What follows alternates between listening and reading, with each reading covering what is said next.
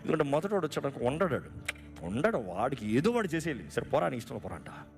రెండో వాడు it's boring అంటాడు. మూడోది అనుకో ఏం అడగదు, నీ పక్కనే ఉంటా నాకు స్ట్రెస్ బస్ట్ అది 10 టెన్షన్లు నాకు డాడీ అయింది అనుకో, అయిపోయింది.